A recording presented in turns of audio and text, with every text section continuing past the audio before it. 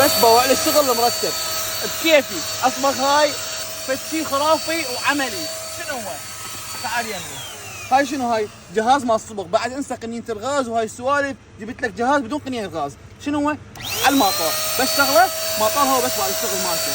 فعذرونا ما متوفر عندنا صبغ، اول شيء عذرونا ما متوفر عندنا صبغ، حطينا لكم مي مكان الصبغ، بس بعد الشغل مالته بكيفك، اي مكان تصبغه الصبغه، ولا يدمرك ولا يدمر المكان كله، لان هذا ما يسوي رذاذ قوي، بس ولا عليه رذاذ بمكان واحد، يتركز بمكان واحد، بولع الشغل، وين ما كانت الصبغه وين ما كانت الصبغه براحتك، فشي حلو ومرتب، والوعاء مالته السعه مالته 800 تقريبا، اقل لتر بشويه، فشي مرتب وعملي وقوي، وباوع له مالته هاي الترتيبات تتحكم بيها، تفرها تسويها دائريه، تسويها مربعه، تسويها التركيز مالتها، باوع شوفوا شلون رسمي لك هنا تركيزها بفشي خرافي، الجهاز عملي والشغل ماله كلش قوي، والواير مالته طوله متر، وهاي معاه مالته قلت لكم 800 مل، شوفوا لي اياه 800 مل يعني اقل لتر، فشي مرتب وقوي. الطاقه مالته 400 واط، يعني شنو يشتغل على المولده، ايش عندكم بعد شبابيك بيبان حيطان اي شيء ببالك تصبغ بيه، لان شنو جهاز مرتب وقوي وعملي.